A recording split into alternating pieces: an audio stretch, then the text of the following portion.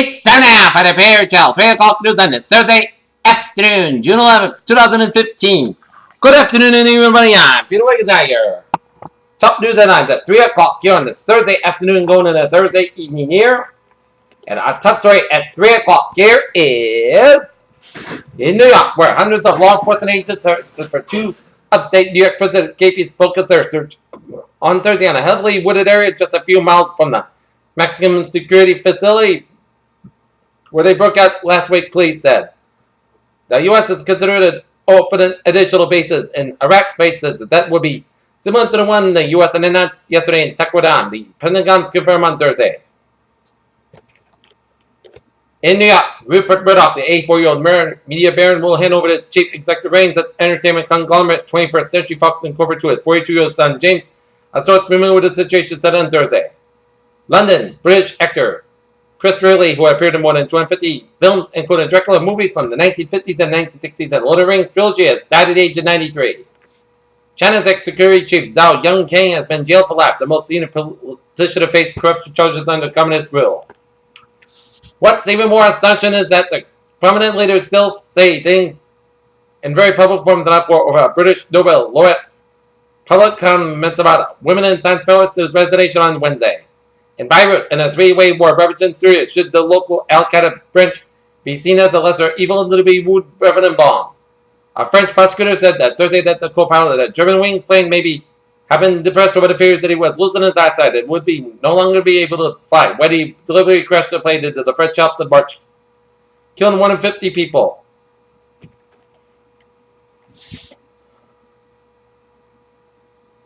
Colorado theater gunman James Holmes' ex-girlfriend says that two broke up in February 2012 continue hanging out as friends with benefits. Says theater gunman's ex-girlfriend said he wasn't manic. In Washington, a 17-year-old Virginia native pleaded guilty in the U.S. federal court to the charges of conspiring to help Islamic State militants. The Justice Department said on Thursday.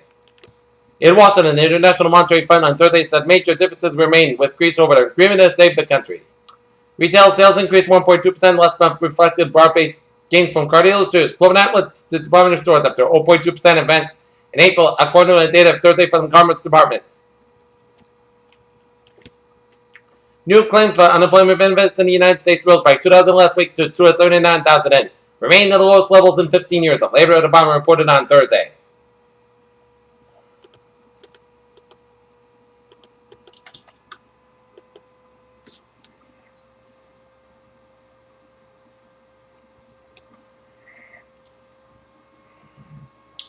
Take a look at the stock market reports here at 3:03.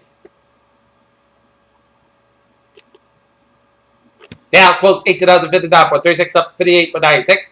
S&P 500 closed 2110.35, up 5.55. And Nasdaq 5,084.61, up 7.92.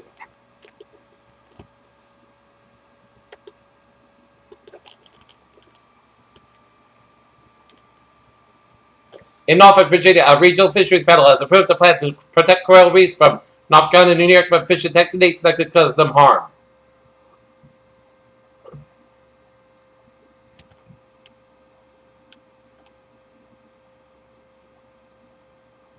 As an outbreak of the deadly MURS virus spreads in South Korea, officials are trying to stop new infections by a variety of measures.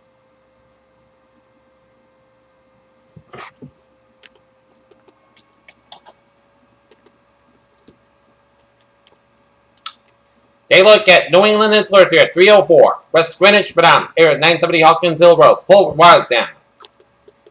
In sports, the Boston Red Sox will be taking on the Baltimore Orioles in the finale of a 3-game series down in Baltimore.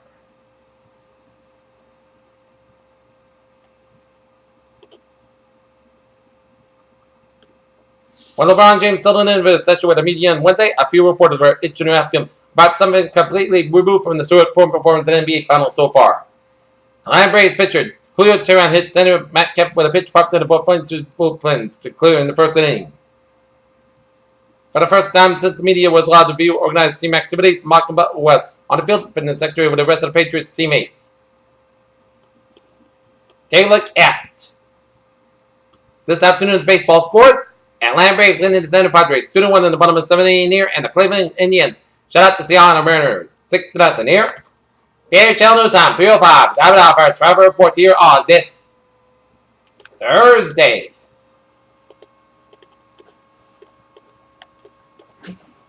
On this Thursday afternoon here, 95 on the northbound side in Rhode Island, it's slow from Route 1 to Thurber Avenue, curving in Cranston, Providence section here. 95 on the southbound side, slow from Pawtucket, Providence line all the way into downtown Providence. 6 tech connector, slow from Federal Hill to the 6th Interstate 95 in downtown Providence here.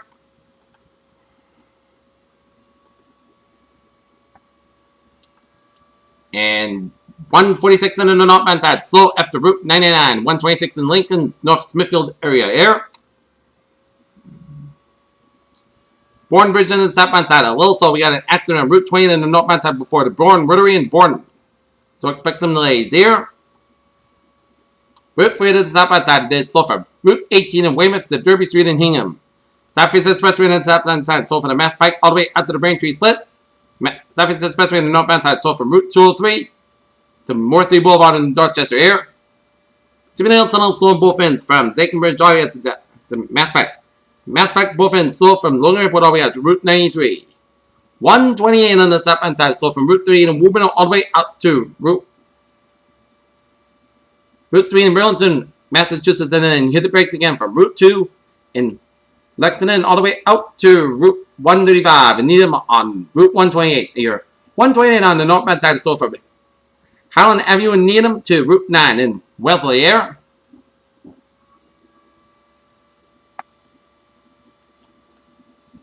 Mass Pike on the northbound side, it's slow from after Route 16 in Revere to Route 60 in Revere here. So expect some delays in that area. 129 on the northbound side, slow from Route 3 in Burlington all the way out to Route 28 in Reading. Mass Pike on the westbound side, slow on the Alston Branton tolls here. 93 on the southbound side, slow from Simmons Square to Summerville to the Zakin Bridge. 93 on the northbound side, it is slow from Zakin Bridge all the way out to Route right at the Medford here. 495 in the Mass Pike intersected a little slow here. All up. 290 in the westbound, eastbound side, a little slow after Mass Pike and Auburn doing an accident. 290 in the eastbound side here. And 146 slow on both ends of the second stretch here. 495 in the northbound side is slow for Route 111 in Harvard all the way out to before Route 2 in Littleton here. 93 in the northbound side, slow for Route 129, right in all the way out to Route 110 in Lawrence here. 495 in the northbound side, slow for Route 38 to 133 in Tewksbury here. 120 in the southbound side, slow for Route 62 to Route 114 in Peabody here. 495, a little slower at Route 97 in April here. 393 and 95. Looking good except 95 in the northbound side up in New Hampshire. A little slow after Route 101 in New Hampshire, but otherwise, the Granite State is looking good except Route 16 a little slow around Route 4 in Durham on the Spalding Turnpike here. And the main turnpike is looking good from Kittery to Augusta via Portland here. And take a look at the MBTA alerts here at 3:08.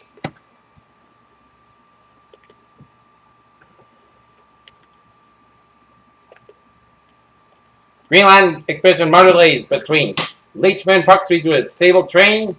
Commuter Rail, Framingham, Worcester Line, train 5:20 to 1:50 p.m. from Worcester delayed today due to heat restrictions here. Framingham, Worcester Line, train 5:17, 1:05 p.m. from South Station delayed today due to heat restrictions 15-25 minutes here. And the fares are looking good here. Here's Channel News Times now, 3:09, time now for weather report here. And hazardous weather outlook because day 1. Today, tonight, we have a low risk of isolated strong thunderstorm near the south coast this afternoon early this evening. Day 2 for 7, Friday for Wednesday. There'll be a low risk of a few strong thunderstorms with heavy rainfall, very localized flood spread late Friday afternoon and evening across western north central Massachusetts. And there'll be a low risk of a few strong thunderstorms with heavy rainfall Saturday morning, which could pose a very localized flood further across the southern New England there.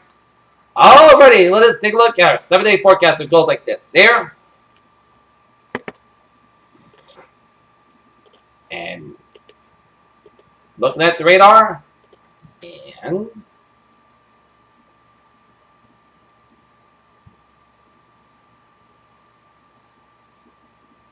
it's so far nothing. Alright, 7-day forecast goes like this here.